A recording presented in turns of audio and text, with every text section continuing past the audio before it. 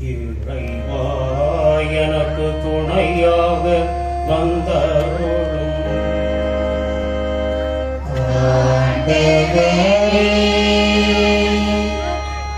எனக்கு உதவி செய்ய விரைந்தருளும். தந்தைக்கும் மகனுக்கும் தூய ஆவிக்கும் ஆட்சி உண்டாக தொடக்கத்தில் இருந்தது போல் இப்பொழுதும் எப்பொழுதும் என்றென்றும் இருப்பதாக. ஆமென். அல்லேலூயா.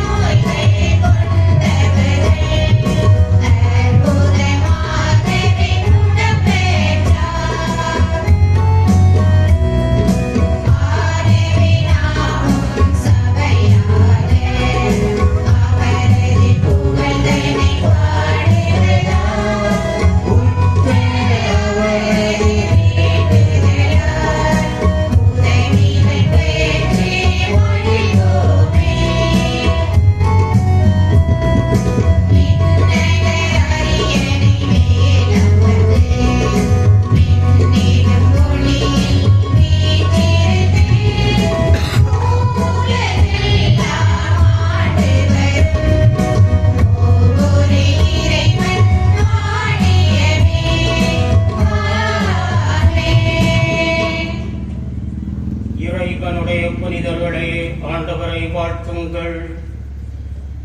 அவருக்கு அஞ்சுவோரே அவரது புகழ் பாடுங்கள்.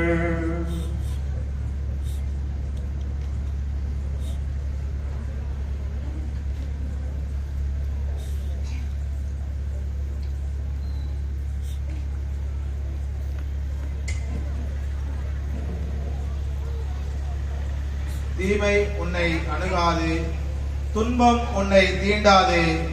உன்னோடு நான் இருக்கிறேன் என்று கூறுகிறார் நம்மை பாதுகாக்கும் இறைவன். அவரே நம் புகலிடம், நம் அரண். அவர் நம்மை கொன்றொழிக்கும் கொள்ளை நோயினின்று, வேடரின் கண்ணினின்றும், எல்லா தீமைகளிலிருந்தும் நம்மை பாதுகாக்கும் உன்னதரான தேவனை பாடி புகழ்வோமா?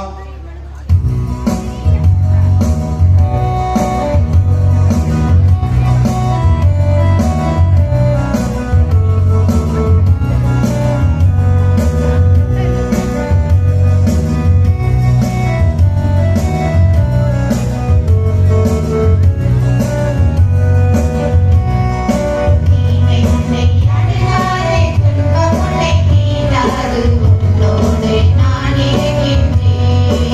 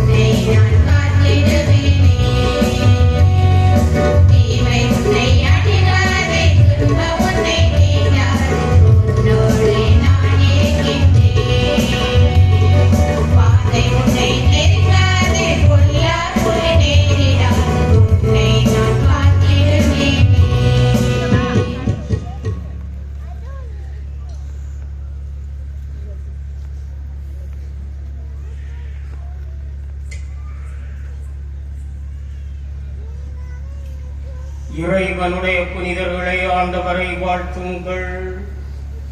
ஆண்டவருக்கு அஞ்சுவோரே அவரது புகழ் பாடுங்கள். நீதியும்பால் பசிதாகம் உள்ளோர் பேறு பெற்றோர், ஏனெனில் அவர்கள் நிறைவு பெறுவர்.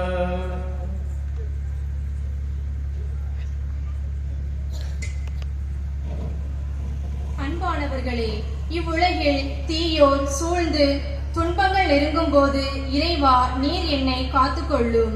பாவத்தில் வீழும் போது என்னை தாங்கிக் கொள்ளும்.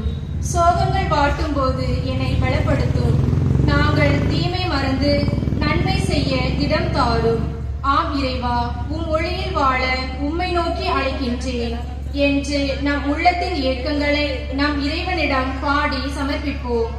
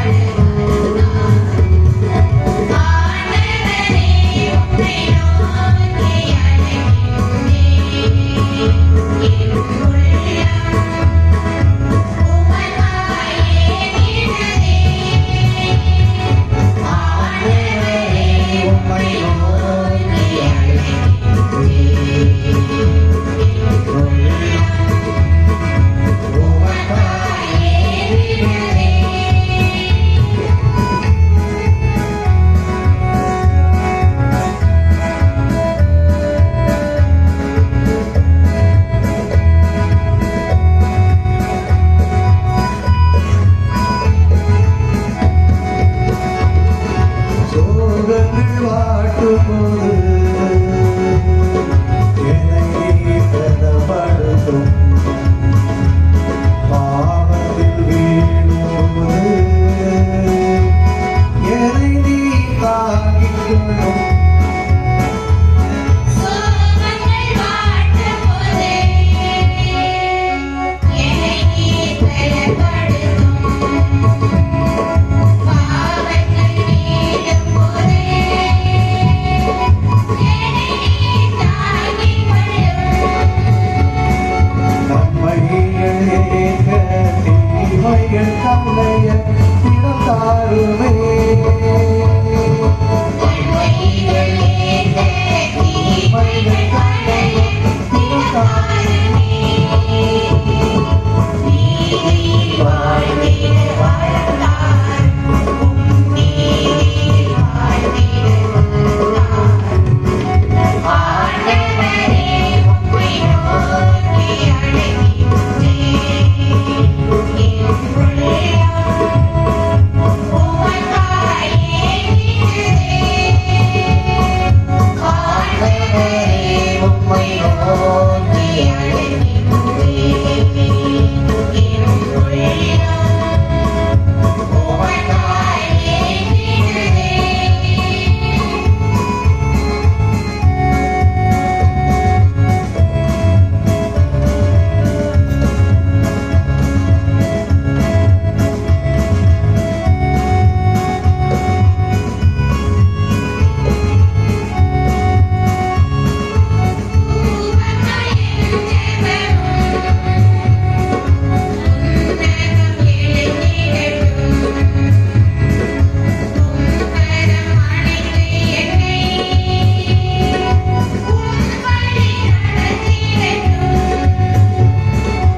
பூவமொழின் ஜெபமோ உன்னதம் எழுதிடட்டும் உம் கரம் அணைத்து என்னை உம் வழி நடத்திடட்டும் ஒளி கொண்டு வாழ இருளெல்லாம் நீங்க மறந்தாருமே குடிகொண்டு வாழ இருளெல்லாம் நீங்க மறந்தாருமே சந்நிதி வாழ்ந்திட வருமாறுவாயும் சந்நிதி வாழ்ந்திட வருமாறுவாயும் ஆண்டவரே உம்மை நோக்கி அழைக்கின்றேன் என் உள்ளம் உமக்காய் ஏங்குகிறதே ஆண்டவரே உம்மை நோக்கி அழைக்கின்றேன் என் உள்ளம் உமக்காய் ஏங்குகிறதே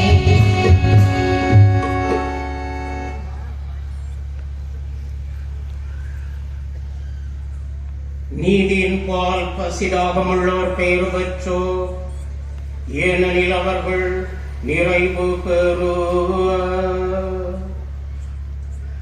பரிசுத்தர் மாசற்றவருமாயிருக்குமாறும் அன்பில் வாழவும் நம்மை தேர்ந்து கொண்ட இறைவன் போற்றப்படுவாராக.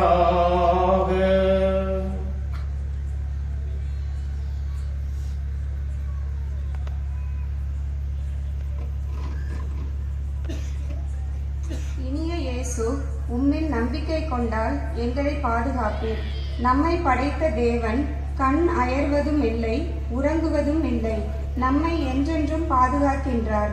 இறைவனின் அணைப்பில் பகலின் வெயிலும் தீண்டாது, நிலவும் தீமை செய்யாது. நாம் எப்போதும் போகும் வழியையும் வரும் வழியையும் காக்கும் தேவனில் நம்பிக்கை கொண்டு பாடி இறையாசிர் வேண்டுவோமா?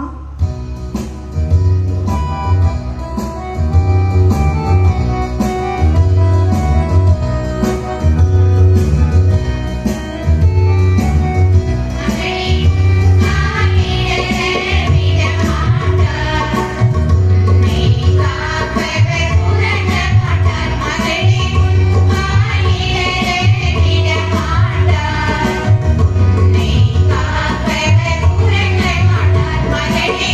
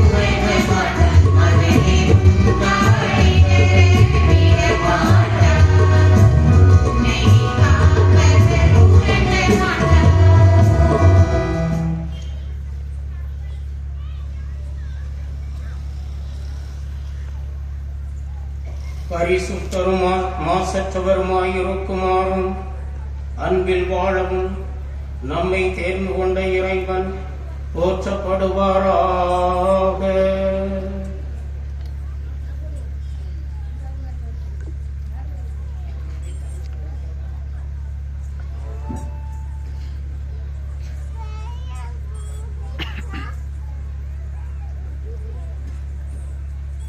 அனைவரும் நற்செய்தி வாசகத்திற்காக எழுந்திருப்போம். ஆண்டவர் உங்களோடு இருப்பாராக. உம் ஆன்மாவோடும் இருப்பாராக. புனித யோவான் எழுதிய தூய செய்தியிலிருந்து வாசகம். ஆண்டவரே மாட்சி உமக்கே. யோவான் நற்செய்தி பிரிவு 6 இறை சொற்றொடர்கள் 51 முதல். அக்காலத்தில் இயேசு கூறியது, விண்ணகத்திலிருந்து இறங்கி வந்த வாழ்வு தரும் உணவு நானே. இந்த உணவை எவராவது உண்டால் அவர் என்றுமே வாழ்வார். எனது சதையை உணவாக கொடுக்கிறேன், அதை உலகு வாழ்வதற்காகவே கொடுக்கிறேன். நாம் உண்பதற்கு இவர் தமது சதையை எப்படி கொடுக்க இயலும் என்ற வாக்குவாதம் அவர்களிடையே எழுந்தது. இயேசு அவர்களிடம், உறுதியாக உங்களுக்கு சொல்கிறேன், மானிட மகனுடைய சதையை உண்டு அவருடைய இரத்தத்தை குடித்தால் ஒழிய நீங்கள் வாழ்வு அடைய மாட்டீர்கள். எனது சதையை உண்டு என் இரத்தத்தை குடிப்பவர் நிலை வாழ்வை கொண்டுள்ளார். நானும் அவரை இறுதி நாளில் உயிர்த்தெழச் செய்வேன் என்றார். ஆண்டவரின் அருள்வாக்கு. கிறிஸ்துவே உமக்கு புகழ்.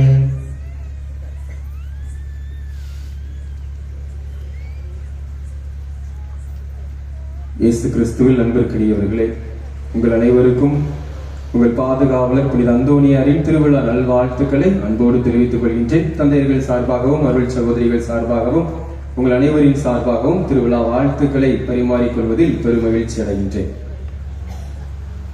அன்பார்ந்தவர்களே, நற்கருணை ஆண்டவரை நாம் பவனியாக நம்முடைய தெருக்களில் கொண்டு வந்தோம். நற்கருணை ஆண்டவர் இந்த பவனியின் வழியாக நம்மையும் நம் குடும்பங்களையும் நோயுற்றோர் எல்லாரையுமே ஆசீர்வதித்திருக்கின்றார். அந்த ஆசிரை நாம் நிறைவாக பெற்றிருக்கின்றோம். எனவே கடவுளுக்கு நாம் நன்றி செலுத்துவோம். அன்பார்ந்தவர்களே, ஒரு கேள்வியோடு மறைவுரையை தொடங்கலாம் என்று நினைக்கின்றேன். குறிப்பா புதுநன்மை எடுக்கின்ற மாணவ மாணவிகளிடம் அந்த கேள்வியை கேட்கலாம் என்று நினைக்கின்றேன். சேர் போட்டு முன்னாடி உட்கார்ந்துருக்காங்க அழகா. அதனால நாளைக்கு வேற புதுநன்மை எடுக்க போறாங்க.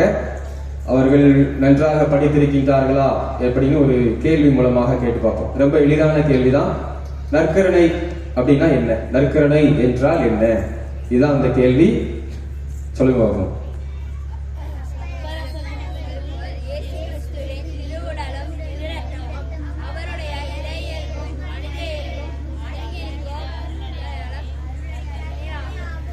சூப்பர். என்ன சொன்னாங்க? மற்றவங்க சொல்லுங்க. அப்பரச குணங்களுக்குள் இயேசுவின் திரு உடலும் திரு ரத்தமும் அவருடைய இறை இயல்பும் மனித இயல்பும் அடங்கியிருக்கின்ற அருள் அடையாளம். அப்போ ரெண்டு விஷயம். அப்பரச குணங்களுக்குள் திருவுடல் திரு ரத்தம், அப்பம் ரசம், அதற்குள் திருவுடல் திரு ரத்தம், கூடவே இயேசுவின் இறை இயல்பும் மனித இயல்பும் அடங்கியிருக்கின்ற ஒரு அருள் அடையாளம் நற்கருணை அப்படின்னு சொல்லி திருமுறை சுவடி சொல்கின்றது. அதை நம்முடைய மாணவ மாணவியர் அருமையாக சொன்னார்கள். அன்பார்ந்தவர்களே, இப்ப இன்னொரு கேள்வி. இந்த கேள்வியே கேள்வியாக இந்த கேள்விக்கு பதில் தெரியாவிட்டால் நற்கருணை கொடுக்காமல் இருக்கலாம். அது என்ன கேள்வி நினைக்கிறீங்க? இந்த கேள்விக்கு இவர்களுக்கு பதில் தெரியாவிட்டால் நற்கருணை கொடுப்பதை கொஞ்சம் தள்ளி போடலாம். இன்னும் கொஞ்ச நாள் கழிச்சு நீங்க நற்கருணை எடுக்கலாம் அப்படின்னு சொல்லலாம். அது என்ன கேள்வியா இருக்கும்? அந்த கேள்வி என்ன கேள்வி? நற்கருணை என்றால் என்ன? அந்த கேள்வி கிடையாது. வேற என்ன கேள்வியா இருக்கும்? இந்த கேள்விக்கு பதில் தெரியலன்னா கொஞ்சம் நற்கருணை கொடுப்பதை கொஞ்சம் தள்ளி போடலாம் அப்படின்னு சொல்லலாம். இல்ல வேற? நற்கருணையில் இருப்பது யார்? இந்த கேள்விக்கு பதில் நற்கருணையில் இருப்பது யார்? இந்த கேள்விக்கு பதில் தெரியவில்லை என்றால் நற்கருணை கொடுப்பதை தள்ளி வைத்து விடலாம். இப்ப அந்த கேள்வி உங்ககிட்ட கேட்கிறேன். நான் கேட்கிறாள் பதில் சொல்லுங்க. நற்கருணையில் இருப்பது யார்? சரி, எல்லாருக்குமே தெரியுது. நற்கருணையில் இருப்பவர் இயேசு கிறிஸ்து அப்படின்னு சொல்லி பிள்ளைகள் தெளிவாக சொல்கின்றார்கள். அப்படித்தான் ஒரு பங்கு தந்தை ஒரு முறை புதுநன்மை எடுக்கின்ற மாணவரிடம் கேள்வி கேட்கின்றார். நற்கருணையில் இருப்பவர் யார் அப்படின்னு சொல்லி ஒரு கேள்வியை கேட்கின்றார். அந்த மாணவன் சொல்கின்றான் அந்தோனியார் கோயில், அதனால அந்தோனியார் தான் நற்கருணையில் இருக்கின்றார் என்று சொல்கின்றான். நற்கருணையில் மேல அந்தோனியார் சிறுவம் தான் இருக்கின்றது, எனவே நற்கருணையில் இருப்பவர் அந்தோனியார் என்று அவன் சொல்லிவிடுகின்றான். பங்கு தந்தைக்கு கோபம், இந்த ஒரு கேள்விக்கு உன்னால பதில் சொல்ல முடியல, உனக்கு நற்கருணை எதுக்கு, புதுநன்மை எதுக்கு அப்படின்னு சொல்லிட்டு நீ வீட்டுக்கு போ, உங்க அப்பா கூட்டிட்டு வா, உனக்கு இந்த வருஷம் புதுநன்மை கிடையாது, அடுத்த வருஷம் புதுநன்மை கொடுத்துடலாம் அப்படின்னு சொல்லிட்டு பங்கு தந்தை அந்த மாணவனை அனுப்பி வைத்து விடுகின்றார்.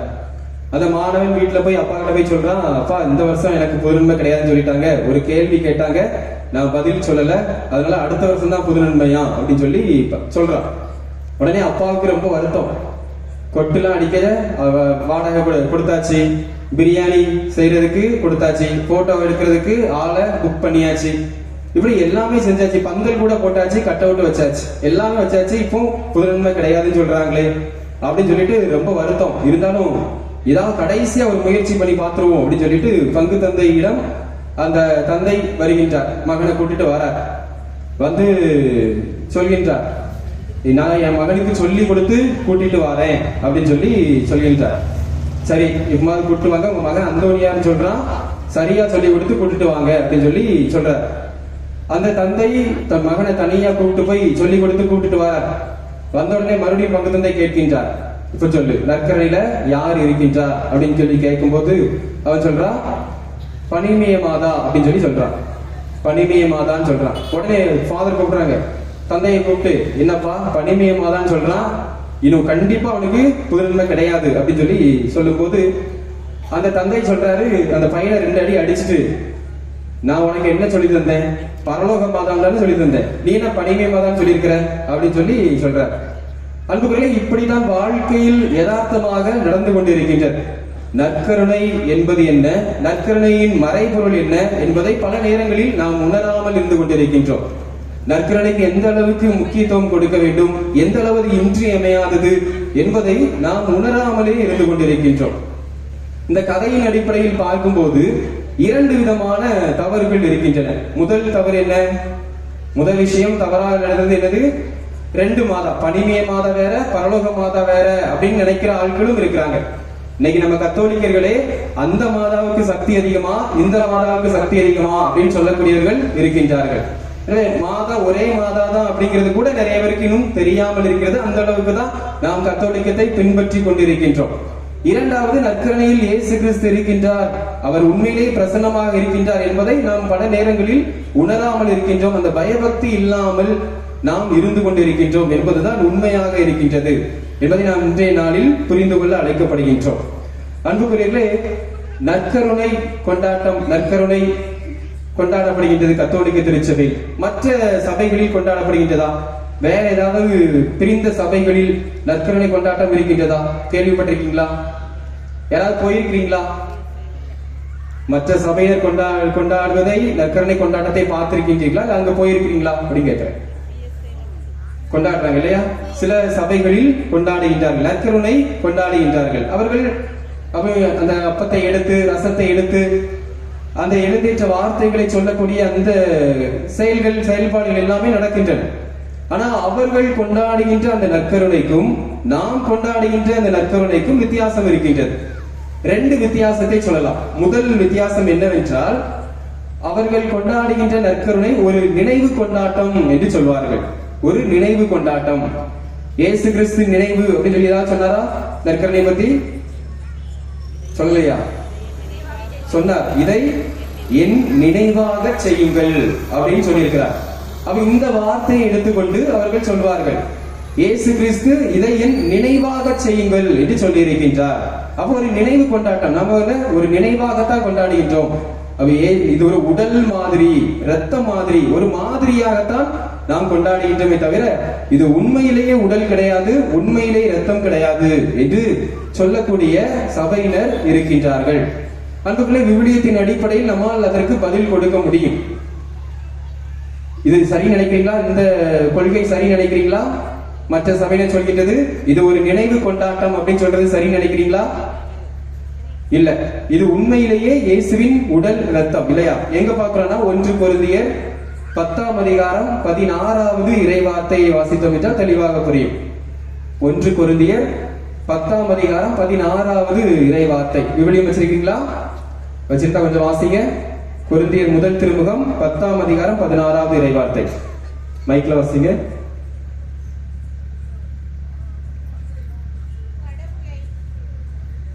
மைக். கடவுளை போற்றி திருவிருந்து கிண்ணத்தில் பருகுகிறோமே, அது கிறிஸ்துவின் இரத்தத்தில் பங்கு கொள்ளுதல் அல்லவா? அப்பத்தை பிட்டு உண்ணுகிறோமே, அது கிறிஸ்துவின் உடலில் பங்கு கொள்ளுதல் அல்லவா? அப்பத்தை பிட்டு உண்ணுகிறோமே, அது கிறிஸ்துவின் உடலில் பங்கு கொள்ளுதல் அல்லவா அப்படின்னு சொல்லி பவுலடியார் சொல்கின்றார். அது முழுமையாக சொல்லப்படுகின்றது. இறைவார்த்தை தெளிவாக சொல்கின்றது. பைபிள்ல தெளிவாக சொல்லப்பட்டிருக்கின்றது. ஆனால் ஒரு சில சபையினர் அதை ஏற்றுக்கொள்ள மாட்டார்கள். ஆனால் விவிலியம் தெளிவாக சொல்கின்றது, நாம் அப்பத்தை பிட்டு உண்ணுகிறோமே, அது கிறிஸ்துவின் உடலில் பங்கு கொள்ளுதல் அல்லவா? அப்ப திருவிருந்து கிண்ணத்தில் பருகின்றோமே, அது கிறிஸ்துவின் இரத்தத்தில் பங்கு கொள்ளுதல் அல்லவா அப்படின்னு சொல்லி தெளிவாக சொல்வார். அதே போல மற்ற இடங்களில் இயேசு கிறிஸ்து நற்கருணை ஏற்படுத்துகின்ற இடங்களில் கூட சொல்லப்பட்டிருக்கின்றது. இயேசு சொல்வார், இது என் உடல் என்று சொல்வார், இது என் இரத்தம் என்று தெளிவாக சொல்வார். எந்த ஒரு இடத்திலும் இது என் உடல் மாதிரி, இதனுடைய இரத்தம் மாதிரி, ஒரு மாதிரி என்று சொல்ல மாட்டார். இது என் உடல் என்றுதான் சொல்வார், இது என் இரத்தம் என்றுதான் சொல்வார். இதுதான் விவிலியத்தில் சொல்லப்பட்டிருக்கின்றது. இதுதான் அன்புக்குரியவர்களே முதல் வித்தியாசமாக இருக்கின்றது. மற்ற சபையினர் கொண்டாடுகின்ற நற்கருணை கொண்டாட்டத்திற்கும் நாம் கொண்டாடுகின்ற இந்த நற்கருணைக்கும் முதல் வித்தியாசமாக இருக்கின்றது. அவர் நற்கருணையில் உண்மையாகவே இயேசு கிறிஸ்து பிரசன்னமாக இருக்கின்றார் என்பதை நிரூபிப்பதற்கு அந்தோனியாரும் ஒரு முயற்சி செய்தார். அந்தோனியாருடைய வாழ்க்கையிலும் ஒரு நிகழ்வு நடந்தது. என்ன நிகழ்வு நடந்துச்சு? நற்கருணையில் உண்மையிலேயே இயேசு கிறிஸ்து இருக்கின்றார் என்பதை காட்டும் ஒரு நிகழ்வு. என்ன நிகழ்வு? ஆமா, எல்லாருக்குமே தெரியும். கழுதை மண்டியிட்டு வணங்கியது. அந்த கழுதைக்கு 3 நாட்களுக்கு முன்பாகத்தான் முட்டில் அடிபட்டிருந்தது. அந்த கழுதை 3 நாளாக பட்டினி போடப்பட்டிருந்தது. அப்படி இருந்தும் அந்த கழுதை நற்கருணை ஆண்டவரை கொண்டு வரும்போது முட்டி போட்டு வணங்கியது என்று நாம் பார்க்கின்றோம். அப்போ அதற்கு தெரிகின்றது, உண்மையிலேயே கடவுள் இயேசு கிறிஸ்து நற்கருணையில் பிரசன்னமாக இருக்கின்றார் என்பது அதற்கு தெளிவாக தெரிந்திருக்கின்றது. எனவே அது அவ்வாறு நடந்தது. அன்புக்குள்ளே இன்று நாம் பல நேரங்களில் அந்த ஒரு உணர்வு இல்லாமல் இருந்து கொண்டிருக்கின்றோம். சாதாரண கழுதைக்கு இருந்த அந்த உணர்வு நம்மிடம் இல்லாமல் இருக்கின்றது. நம்ம பவனியாக போகும்போது பார்க்கும்போது நன்றாக தெருக்கள் முழுவதும் தூய்மையாக இருந்தது. நன்றாக சுத்தம் செய்திருந்தார்கள். எல்லா வீடு முன்னாடியும் கோலங்கள் போடப்பட்டிருந்தது. அழகான கோலங்கள் எல்லாம் போடப்பட்டிருந்தது. நன்றாக இருந்தது. ஆனால் பார்க்கும்போது அதிகம் பேர் பேசிக்கொண்டே வந்ததை பார்க்க முடிந்தது. ஜெபம் செய்யும் போது கூட அதிகம் பேர் பேசிக் கொண்டிருந்தார்கள். பெற்றோருக்காக ஜெபிக்கிறது, இளைஞர்களுக்காக ஜெபிக்கும் போது, குழந்தைகளுக்காக ஜெபிக்கும் போது, யாருக்காக அந்த ஜெபம் சொல்லப்படுகின்றதோ அவர்களே பேசிக் கொண்டிருப்பதெல்லாம் பார்க்க முடிந்தது. இது இங்கு மட்டுமல்ல, எல்லா ஊர்களிலுமே நடந்து கொண்டிருக்கின்றது. எதை காட்டுகின்றது என்றால், நற்கருணையில் இயேசு கிறிஸ்து இருக்கின்றார் என்று வார்த்தையில் சொல்கின்றோம், ஆனால் வாழ்க்கையில் நாம் அதை நடக்கவில்லை, அப்படி நாம் கடைபிடிக்கவில்லை என்பதைத்தான் இது தெளிவாக காட்டுகின்றது. எனவே அன்பிற்குரியவர்களே, நாம் அந்த கழுதைக்கு இருந்த அந்த வணக்க உணர்வு, 3 நாட்களாக பட்டினி கிடந்த அந்த கழுதை அந்த உணவை தேடி செல்லாமல் ஆண்டவரை தேடி சென்றது. ஆண்டவர் முன்னால் மண்டியிட்டு வணங்கியது. காலில் அடிபட்டிருந்தது, ஆனால் மண்டியிட்டது, அந்த வழியும் பொறுத்துக் கொண்டு. அத்தகைய ஒரு உணர்வு நம்மிடம் இருக்கின்றதா என்ற ஒரு கேள்வியை நாம் கேட்டுக்கொள்ள வேண்டும். இப்படி இல்லை என்றால் நாம் இனிமேல் அதை மாற்றிக்கொள்ள வேண்டும் என்பதை நாம் தெளிவாக இந்த நேரத்தில் சொல்லிக்கொள்ள கடமைப்பட்டிருக்கின்றோம். அன்புகளே, இது முதல் வித்தியாசம். மற்ற சபையினர் கொண்டாடுகின்ற நற்கருணைக்கும் நாம் கொண்டாடுகின்ற நற்கருணைக்கும் முதல் வித்தியாசம். இரண்டாவது வித்தியாசம் என்னவென்றால், சென்று வாருங்கள் திருப்பலி நிறைவேறிற்று அப்படின்னு சொன்ன உடனே யாரெல்லாம் போவாங்க? எல்லாருமே ஓடிடுவோம் இல்லையா? சென்று வாருங்கள் திருப்பலி நிறைவேறிற்றுன்னு சொன்ன உடனே எல்லாரும் போயிடுவாங்க. ஆனா சென்று வாருங்கள் திருப்பலி நிறைவேறிற்றுன்னு சொன்ன உடனே இயேசுவும் போயிடுவாரு அப்படின்னு சொல்றதுதான் இரண்டாவது வித்தியாசம். திருப்பலி நேரத்துல, அந்த கொண்டாட்ட நேரத்துல மட்டும்தான் அப்பம் ரசம், அதுல இயேசுவின் உடலும் ரத்தமும் இருக்கும். இயேசு அந்த இடத்துல பிரசன்னமாக இருப்பார். எப்போ அந்த திருப்பலி கொண்டாட்டம் முடிவடைகின்றதோ அப்போ அந்த இடத்தை விட்டு அவர் போயிடுவாரு. அதனால என்ன செய்வாங்க? அவங்க கோயில்களை எது இருக்காது? நற்கருணை பேழை இருக்காது. ஏன்னா திருப்பலி முடிஞ்ச பிறகு இயேசு அங்க கிடையாது, அதனால நற்கருணை பேழை கிடையாது.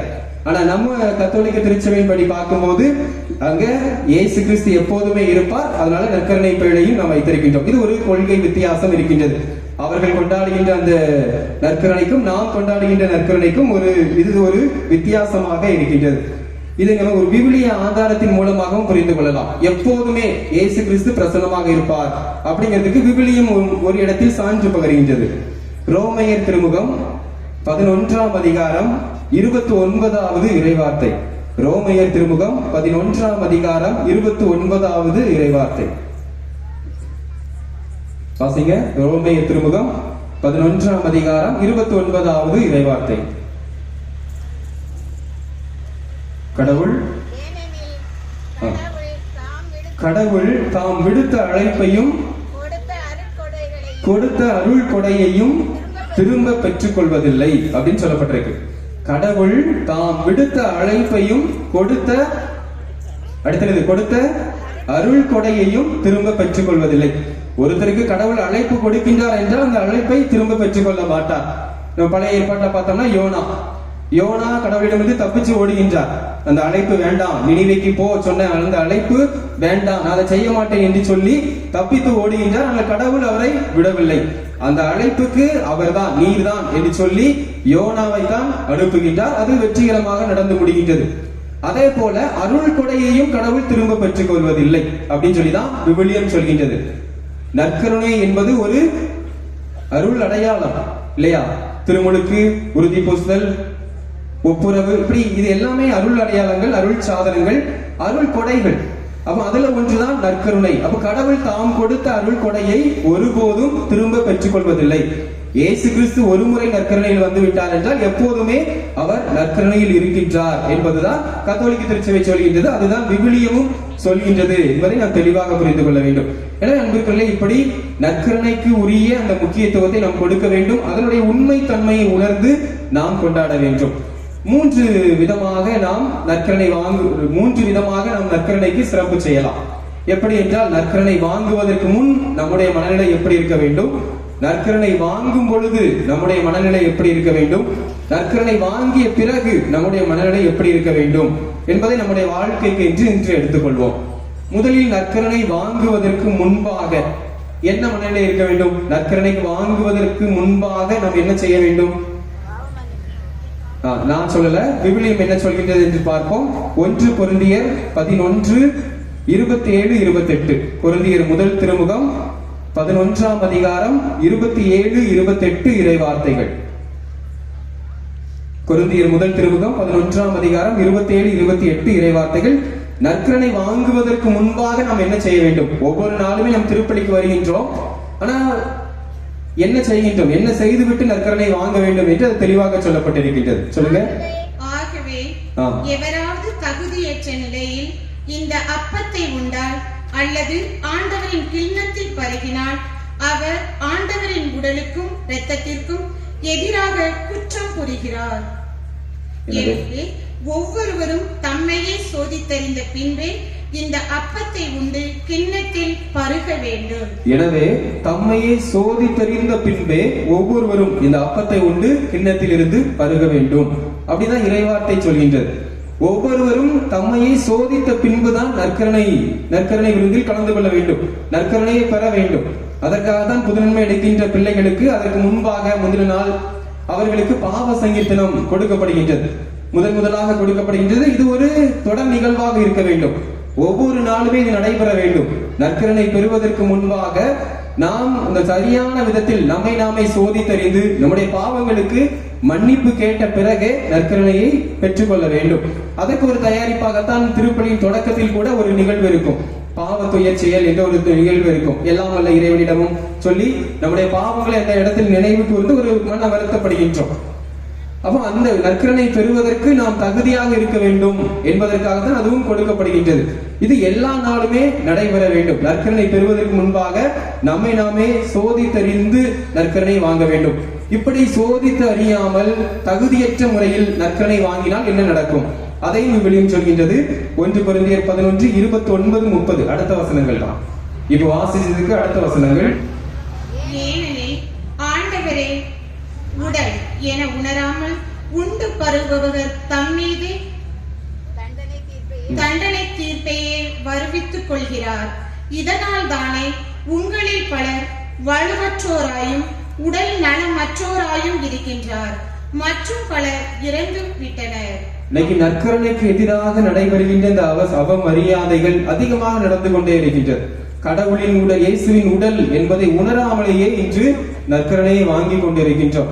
இறைவார்த்தை சொல்கின்றது, அதனால் பல தங்களுக்கு எதிராக தாங்களே தண்டனை தீர்ப்பை வருவித்துக் கொள்கின்றார்கள் என்று. அப்ப கோயிலுக்கு போனா நற்கருணை வாங்கினா நன்றாக இருக்கும் என்று நினைப்பவர்கள் அந்த பாவத்தோடு நம்மை நாமே சுத்திகரிக்கப்படாமல் தூய்மையாக்கி கொள்ளாமல் நற்கருணை வாங்கும் போது நாம் அதிகமான தண்டனை தீர்ப்பையே வருவித்துக் கொள்கின்றோம். இதனால் தான் பலர் உடல் நலமற்றவராயும் வலுவற்றவராயும் இருக்கின்றனர் என்று இந்த இறைவார்த்தை சொல்கின்றது. எனவே அன்பிற்குரியவர்களே, நற்கருணை வாங்குவதற்கு முன்பாக நிச்சயமாக நம்மை சோதித்தறிந்து கொள்ள வேண்டும், நம்மை நாம் தயார்படுத்திக் கொள்ள வேண்டும். அதன் பிறகுதான் நற்கருணையை நாம் வாங்க வேண்டும்.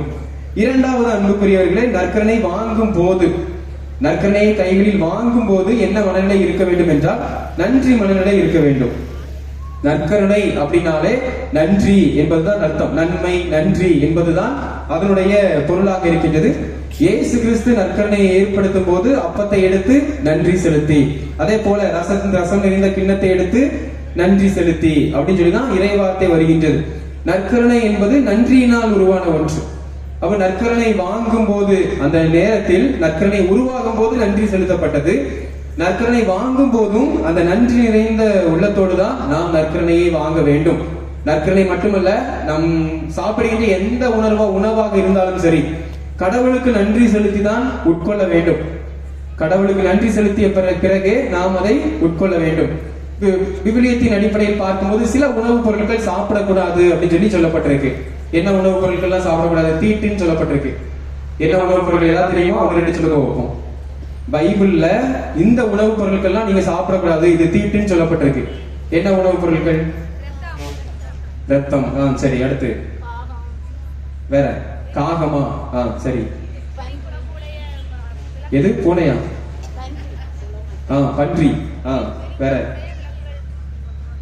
முயல், ஒட்டகம். இதெல்லாம் சாப்பிடக்கூடாதுன்னு சொல்லி பழைய ஏற்பாட்டில் சொல்லப்பட்டிருக்கிறது. இதுதான் தீட்டு என்று சொல்லப்பட்டிருக்கின்றது. நாளைக்கு நம் வீடுகளில் என்ன இறைச்சி எடுக்க போறோம்? இதுல ஏதாவது இருக்கும்ல? நிச்சயமா இருக்காதா? தீட்டான காரியங்கள் எதுவுமே நீங்க எடுக்க மாட்டீங்களா பழைய ஏற்பாட்டுல? இது சாப்பிடலாமா சாப்பிடக்கூடாதா? நீங்க சொன்ன விஷயங்கள் எல்லாமே சாப்பிடலாமா சாப்பிடக்கூடாதா? சாப்பிடலாம் அப்படின்னு சொல்லி மிக ஆணித்தரமாக சொல்கின்றார்கள். அன்புக்குரியவர்களே, திருத்தூதர் பணிகள் 10ஆம் அதிகாரத்தில் ஒரு நிகழ்வு ஒன்று நடக்கின்றது. திருத்தூதர் பணிகள் 10ஆம் அதிகாரத்தில் ஒரு நிகழ்வு நடக்கின்றது. என்ன நிகழ்வு என்றால், பேதுரு கொர்நேலியு அப்படிங்கிற ஒரு பிற இனத்தார் வீட்டுல தங்க வேண்டியதாக இருக்கின்றது. பிற இனத்தார் இல்லத்துல தங்குகின்றார். அந்த நேரத்துல ஒரு கனவு காண்கின்றார். என்ன கனவு என்றால், ஒரு காட்சி காண்கின்றார். ஒரு விரிப்பு, வானத்திலிருந்து பெரிய ஒரு விரிப்பு வருகின்றது. அந்த விரிப்புல பல ஊர்வன, நடப்பன, பரப்பன, அந்த தீட்டான காரிய விலங்குகள் எல்லாமே அதுல வருகின்றது. அப்போ கடவுள் சொல்கின்றார், பேதுரு நீ இவற்றை கொன்று உண்டு சாப்பிடு என்று சொல்கின்றார். அப்போ பேதுரு என்ன சொல்கின்றார்? ஆண்டவரே, இந்த தீட்டானதெல்லாம் நான் சாப்பிட மாட்டேன் அப்படின்னு சொல்லி சொல்கின்றார். அப்போ கடவுள் சொல்கின்றார், திருத்துதர் பணிகள் 10:15 வாசிங்க. திருத்துதர் பணிகள் 10:15. இரண்டாம் முறையாக கடவுள் சொல்கின்றார், அக்குறள் தூய்மையானது என கடவுள் கருதுவதை தீட்டாக கருதாதே என்று ஒலித்தது. இப்படி அந்த குறள் சொல்கின்றது, கடவுள் பேசுகின்றார். தீட்டானது என நீ கருதாதே, தூய்மையானது என கடவுள் கருதுவதை நீ தீட்டானதாக கருதாதே என்று சொல்கின்றார்.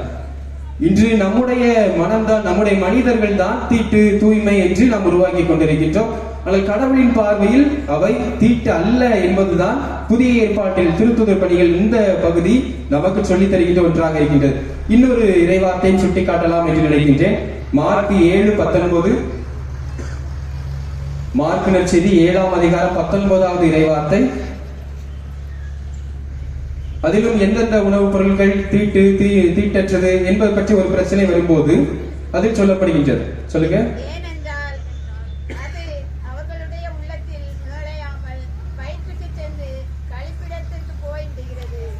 அடுத்து இவ்வாறு அவர் எல்லா உணவுப் பொருட்களும் தூயனவென்று இயேசு குறிப்பிட்டார். அந்த இறைவார்த்தை அப்படிதான் சொல்கின்றது.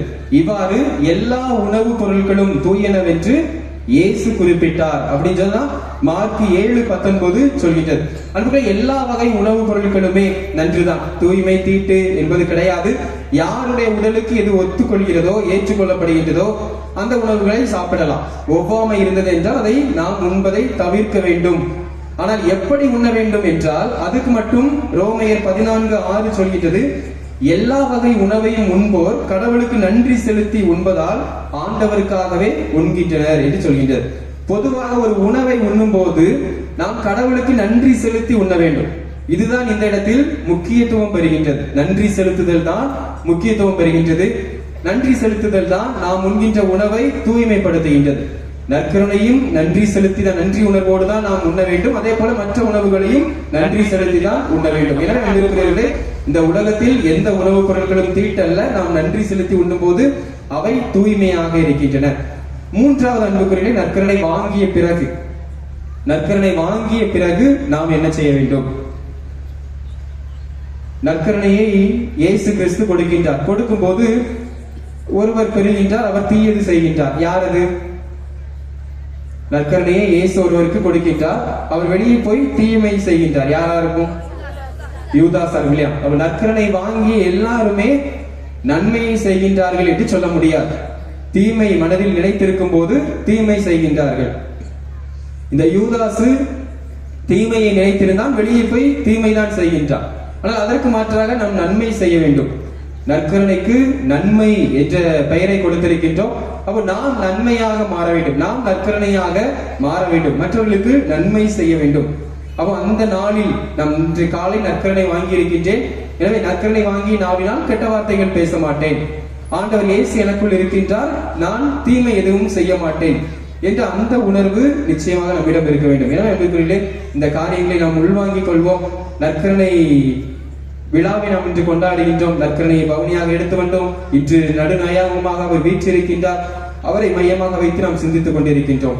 இந்த நாளில் நற்கருணை வாங்குவதற்கு முன்பாக, நற்கருணை வாங்கும் பொழுது, நற்கருணை வாங்கிய பிறகு என்ன செய்ய வேண்டும், என்ன மனநிலை இருக்க வேண்டும் என்பதை நாம் கற்றுக்கொண்டோம். என்ன மனநிலை இருக்கணும்? முதல்ல நற்கருணை வாங்குவதற்கு முன்பாக நம்மையே சோதித்தறிந்து கொள்ள வேண்டும். இரண்டாவதாக நற்கருணை வாங்கும் போது நன்றி செலுத்த வேண்டும், நன்றி உணர்வோடு வாங்க வேண்டும். மூன்றாவது நற்கருணை வாங்கிய பிறகு நன்மை செய்ய வேண்டும். எனவே இந்த காரியங்களை உள்வாங்கிக் கொள்வோம், இதை செயல்படுத்த முற்படுவோம். கடவுள் நம்மை ஆசீர்வதிப்பாராக. ஆமென்.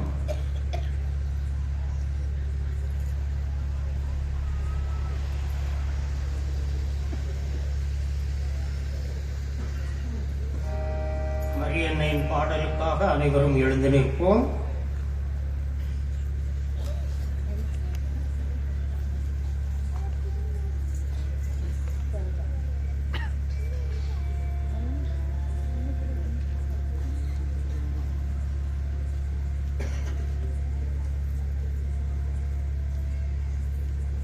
தமக்கு அஞ்சுபவர்களையும் தமது அன்பிரக்கத்தில் நம்பிக்கை வைத்தவர்களையும் ஆண்டவர் கண் நோக்கினார்.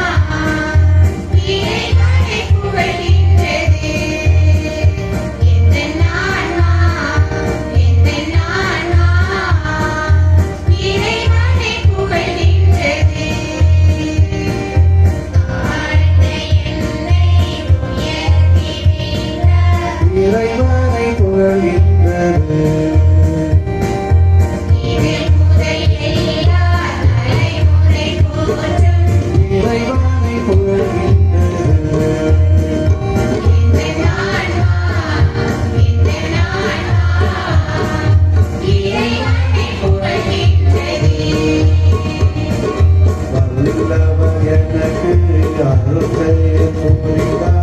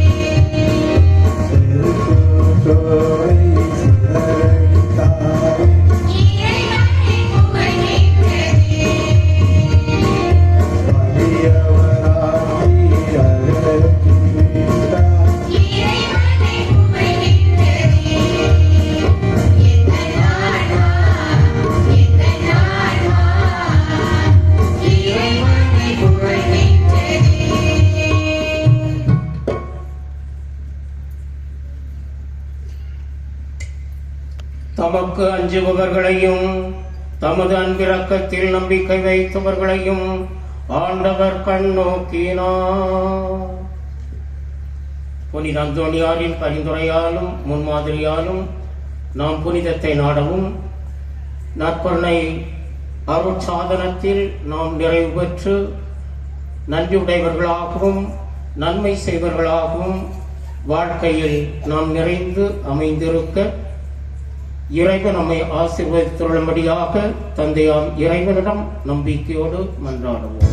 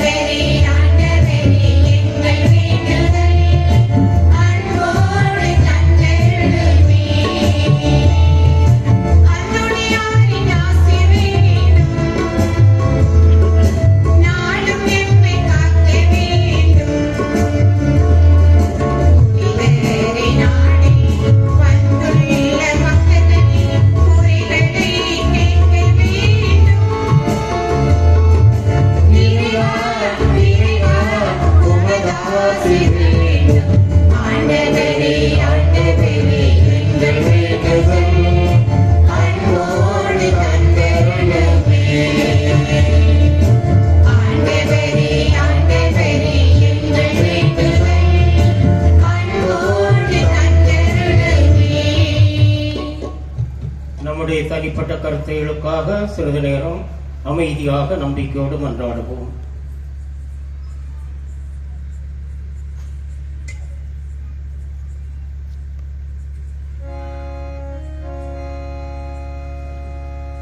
விண்ணுலகில் இருக்கிற எங்கள் தந்தையே, உமது பெயர் தூயது போற்றப் பெறுக. உமது ஆட்சி வருக. விண்ணுலகில் நிறைவேறுவது போல மண்ணுலகிலும் நிறைவேறுக. எங்கள் அன்றாட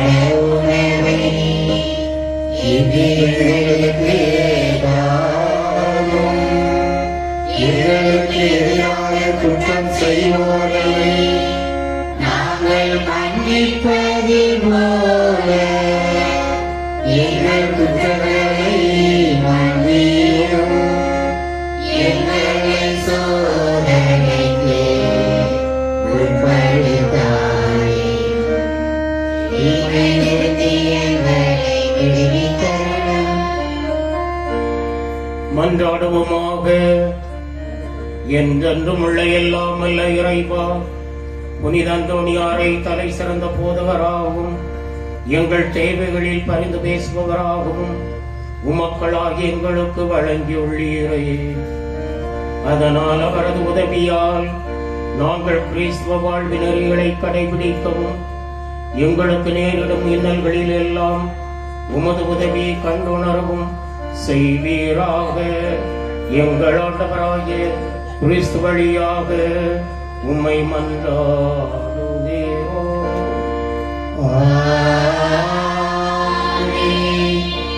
இறை ஆசி பெற அனைவரும் முழங்கப்படிடுவோம்.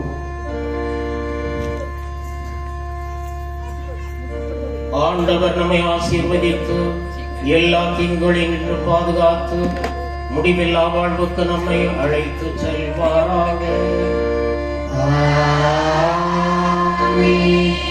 ஆண்டவரை வாழ்த்துவோமா. இறைவனுக்கு நன்றி.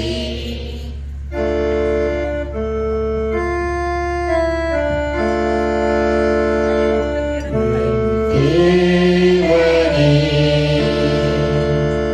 நான் உம்மை விசுவசிக்கிறேன்.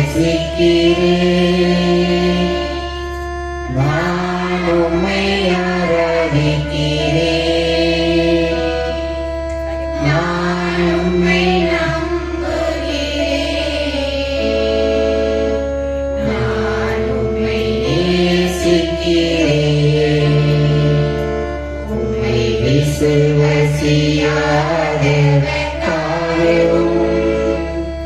உம்மை ஆராதிக்காதவர்க்காகவும்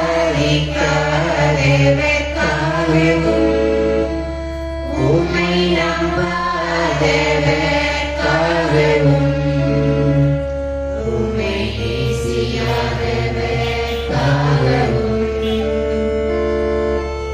உமது மன்னிப்பை கேட்கிறேன். உமது மன்னிப்பை கேட்கிறேன்.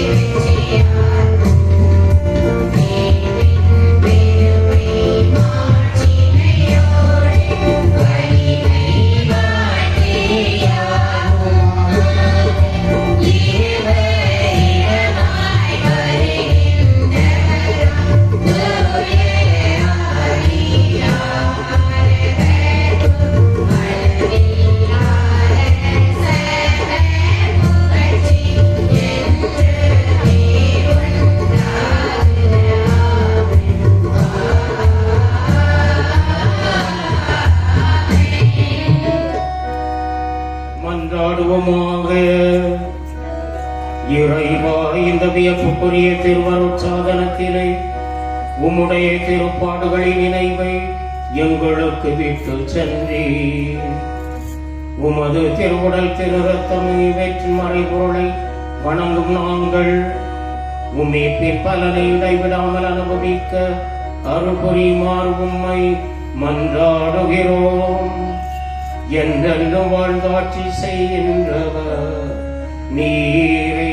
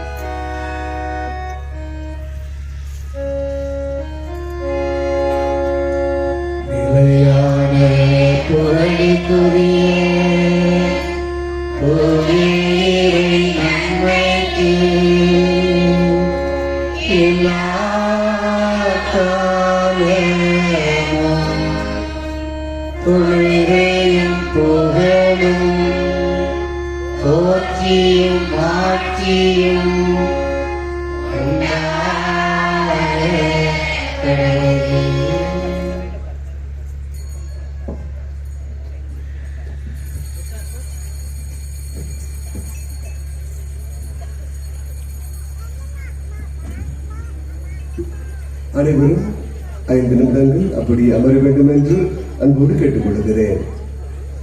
அன்புமிக்க சகோதர சகோதரிகளே, இன்று நம்முடைய பாதுகாவலர் புனித அந்தோனியாருடைய 12ஆம் திருவிழாவை நாம் ஒவ்வொருவரும் சிறம் சிறப்புமாக கொண்டாடி கொண்டிருக்கிறோம். 12ஆம் திருவிழாவின் சிறப்பு நிகழ்வாக முதலாவதாக நாம் ஒவ்வொருவரும் நற்கருணை பவனியிலே கலந்து சிறப்பு செய்தோம். இரண்டாவதாக திருவிழா மாலை ஆராதனையிலே கலந்து ஜெபித்திருக்கிறோம். அந்தனருடைய அற்புதங்களை அதிசயங்களை நாம் நிறைவாக பெற்றுக் கொண்டிருக்கிறோம்.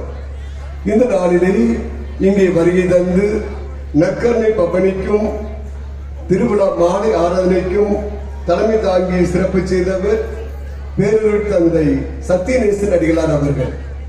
அருட்தந்தை அவர்கள் நம்முடைய முன்னாள் பங்கு தந்தையாக சிறப்பாக செயல்பட்டவர். தற்பொழுது வள்ளியூர் தென் மண்டலத்தின் கத்தோலிக்க சட்ட நீதிமன்ற தலைவராக நீதிபதியாக சிறப்பாக தனி பணியை செய்து கொண்டிருக்கிறார்கள். அருட்தந்தை அவர்கள் திருச்சி தூய பவுல் குறும்படத்திலே நான் படிக்கிற பொழுது எனக்கு பேராசிரியராக அங்கே பணியாற்றியவர்கள். திருச்சபை சட்டத்தை நுணுக்கமாக கற்றுக் கொடுத்தவர்கள். அருட்தந்தவர்கள் சொல் செயல் வாழ்க்கையில் மிகவும் எளிமையாக இருக்கக்கூடியவர்கள். தூத்துக்குடி மறை மாவட்டத்தின் முதன்மை செயலாளர் தந்தையாக சிறப்பாக பணியாற்றுகிற பொழுது எந்த ஒரு பங்கிலே எந்த பிரச்சனை வந்தாலும் அது உடனடியாக தலையிட்டு தீர்க்கக்கூடியவர். குருக்களிடம் நன்கு பழகக்கூடிய அருட்தந்தை. குருக்களிடம் எப்பொழுதும் ஒளிவு மறைவின்றி தெல்ல தெளிவாக அங்கே பேசக்கூடிய ஒரு நல்ல தந்தை, செவிமடுக்கக்கூடிய ஒரு நல்ல தந்தை. நாம் எவ்வளவு துன்பங்கள் பட்டாலும் துயரங்கள் பட்டாலும் அதை சென்று அருட்தந்தையுடன் அறிவிக்கின்ற பொழுது அதை செவிமடுக்கிற நல்ல ஒரு தந்தை. எனவே இந்த நாளிலே அருட்தந்தை அவர்கள் எளிய அனுப்புக்கேற்ப இங்கே வருகை தந்து சிறப்பாக நற்கருணை பவனிக்கும் தலைமை தாங்கி திருவிழா மாலை ஆராதனைக்கும் தலைமை தாங்கி இரு அருளை பெற்று தந்திருக்கிறார்கள். இருவென்று அன்பு அருட்தந்தை பேரெடுத்து சத்தியநேசன் அடிகளார் அவர்களுக்கு நம்முடைய வாழ்த்துக்களையும் பாராட்டுக்களையும் நன்றி தெரிவிக்கும் விதமாக ஊர் நிர்வாகத்தினர் பங்குரி மக்கள் அனைவரின் சார்பாக இந்த பொன்னாடை போட்டு நம்முடைய மகிழ்ச்சியை அன்போடு தெரிவித்துக் கொள்வோம். அன்புக்குரியவர்களே, இந்த நாளிலே நம்மோடு இருந்து நமக்கு ரெட்டிப்பு மகிழ்ச்சியை தந்து கொண்டிருப்பவர் அன்பு அண்ணன் அருட்தந்தை அன்பு செல்வன் அடிகளார் அவர்கள். கடவுள பங்கு தந்தையாக சிறப்பாக தனி பணியை செய்து கொண்டிருக்கிறார். இன்று எனக்காக மடல் மாதா திருத்தலத்திலே திருப்பணி நிறைவேற்றிவிட்டு இங்கே வருகை தந்து திருவிழா மாலை ஆளுநரிலே கலந்து நமக்காக ஜெபித்துக் கொண்டிருக்கிற அன்பு தந்தை, நல்ல நண்பன், நல்ல சமாரியன், ஆபத்தில் உதவுவனே, நல்ல நண்பன், நல்ல சமாரியன், நல்ல சகோதரன். எனவேதான் இந்த நேரத்திலே என்னுடைய அன்பு அண்ணன் இங்கே வருகின்றிருப்பது நமக்கு மகிழ்ச்சியை தருகிறது. எனவே இந்த நேரத்தில் அருட்தந்தை அன்பு செல்வன் அடிகளார் அவர்களுக்கும் நம்முடைய ஊர் நிர்வாகத்தினர் இறைமக்கள் அனைவரின் சார்பாக நம்முடைய வாழ்த்துக்களையும் பாராட்டுகளையும் நன்றி தெரிவிக்கும் விதமாக இந்த பொன்னாடியை போற்றி நம்முடைய மகிழ்ச்சி அன்போடு தெரிவித்துக் கொள்வோம். இந்த நாளிலே புனித அந்தோணியாரும் நற்கருணை வாழ்க்கையை பற்றி சிறப்பாக மறையுரை வழங்கியவர் அன்பு தம்பி அருட்தந்தை அருள் ஜோதிமணி அடிகளார் அவர்கள். அருட்தந்தை அவர்கள் வெள்ளப்பட்டியின் மண்ணின் மைந்தர், அந்த மண்ணின் முதல் உருவானவர். தற்பொழுது ஆளுநரின் உதவி பங்கு தந்தையாக சிறப்பாக தனி பணியை செய்து கொண்டிருக்கிறார்.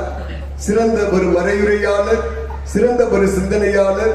சிறப்பாக நான் அழைக்கின்ற பொழுதெல்லாம் ஓடோடி வந்து உதவி செய்கிற நல்ல ஒரு தம்பி.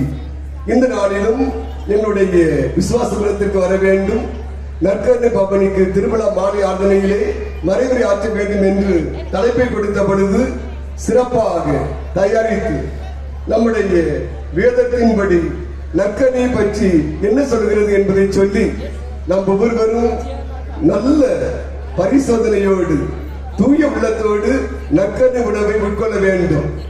நாம் ஒவ்வொருவரும் அந்த நற்கருணை உணவிற்காக நன்றி செலுத்த வேண்டும். நாம் ஒவ்வொருவரும் அந்த நற்கருணையை ஒவ்வொரு நாளும் பெற்று நிலைவாழ்வை பெற வேண்டும் என்ற அழைப்பை தன்னுடைய மறையுரை வழியாக வழங்கியிருக்கிறார்கள்.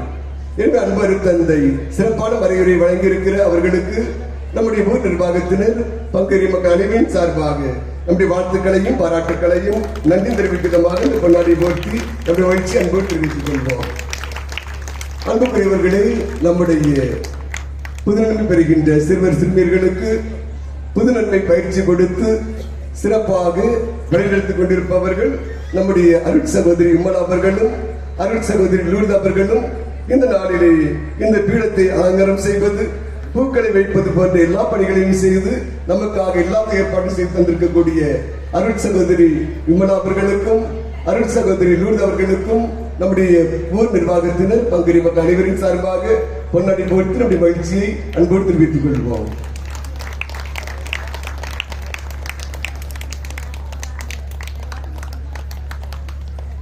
ஊர் நிர்வாகத்தினரை ஒருவது மறக்க முடியாது.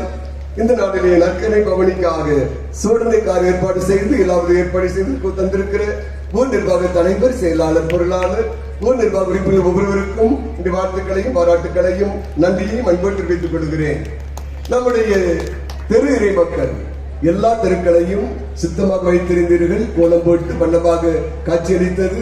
எனவே சிறப்பாக தெருக்களை சுத்தமாக வைத்திருந்த நம்முடைய தெருவை சேர்ந்த இறைமக்கள் அனைவருக்கும் இந்த வாழ்த்துக்களையும் பாராட்டுகளையும் நன்றியையும் அன்போடு தெரிவித்துக் கொள்கிறேன். நாளை காலை சரியாக 7 மணிக்கு ஜெப மாலை ஆரம்பமாகும். 7:15 மணிக்கு நாம் அனைவரும் திருமண மண்டபத்துக்கு முன்பாக கொடுக்கிறோம். அங்கு மேதகு ஆயர் பாளையங்கோட்டை முன்னாள் ஆயர் மேதகு ஆயர் ஜூட் பாட்ராஜ் அவர்களை வரவேற்கின்றோம். அங்கிருந்து நம் பவனியாக நம்முடைய மண்டபத்திற்கு அழைத்து வருகின்றோம். இங்கு வந்தவுடனே திருவிழா திருப்பலி சிறப்பாக நடைபெறும். எனவே இறைமக்கள் அனைவரும் நேரத்தோடு வந்து சிறப்பு செய்யும்படி ஒவ்வொருவரையும் அன்போடு கேட்டுக் கொள்கிறேன். திருவிழா காணிக்கை பவனியிலே முதலாவதாக நம்முடைய புதுநன்மை பெறுகின்ற சிறுவர் சிறுமியர்கள் வெண்ணப்பங்களை காணிக்கையாக ஒப்புக் கொடுப்பார்கள். அதன் பின்பு பெற்றோர்களும் ஞான பெற்றோர்களும் கவர் காணிக்கை கொடுப்பார்கள். அதன் பின்பு பக்த சபையினர், அதன் பின்பு ஊர் நிர்வாகத்தினர், இன்னும் விரும்புகிற நல்ல உள்ளம் கொண்ட குடும்பத்தினர்கள் ஒவ்வொருவரும் மேது ஆயிரவுடைய காணிக்கை பவனியிலே கவர் காணிக்கை கொடுக்கும்படி ஒவ்வொருவரையும் அன்போடு கேட்டுக் கொள்கிறேன். குடும்ப அட்டைக்கான சந்தாவை இன்னும் செலுத்தாதவர் உடனடியாக அன்பியத்திலே திருமதி மரிய செல்வம் அவர்களிடமும் திருமதி கரோலின் வினோ அவர்களிடமும் ஆரோக்கிய அன்பியத்திலே திருமதி மிக்கல் அம்மாள், திரு ஞான பொன்கனி அவர்களிடமும் குழந்தையை சமீபத்திலே திருமதி டாரதி மெற்றியிட்டார் திருமதி அந்தனியம்மாள் இவர்களிடமும் கொடுத்து வரவு வைத்துக் கொள்ள வேண்டும் என்று அன்போடு கேட்டுக் கொள்கிறேன். இந்த குடும்ப அட்டை நீங்கள் எங்கு சென்றாலும் சொக்கங்குடியிருப்பு பங்கு தூத்துக்குடி மறை மாவட்டம் விசுவாசபுரம் இறைமக்கள் என்பதை வெளிப்படுத்தும். நீங்கள் செல்லுகிற இடத்திலே உங்களுடைய பிள்ளைகளை பள்ளிக்கூடங்களுக்கு சேர்ப்பதற்கும் என் ஆன்மீக காரியங்களுக்கும் இந்த குடும்ப அட்டை உறுதுணையாக இருக்கும். எனவே கவனத்தில் கொண்டு சந்தாவை 2025 வரை புதுப்பித்துக் கொள்ள வேண்டும் என்றும் வர வைத்துக் கொள்ள வேண்டும் என்றும் ஒவ்வொருவரையும் அன்போடு கேட்டுக் கொள்கிறேன்.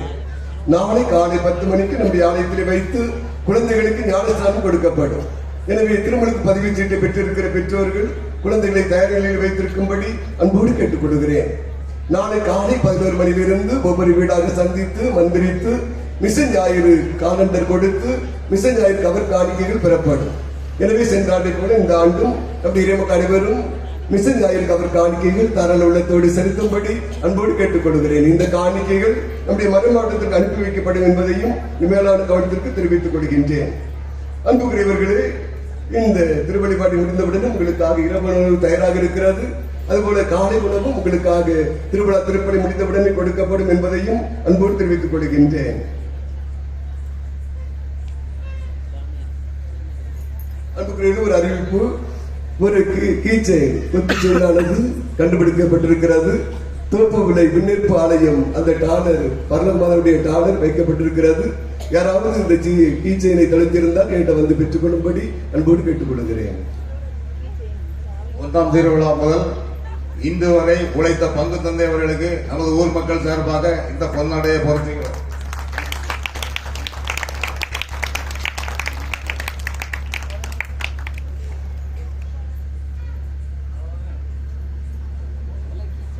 அந்தோனியர் பாடல்.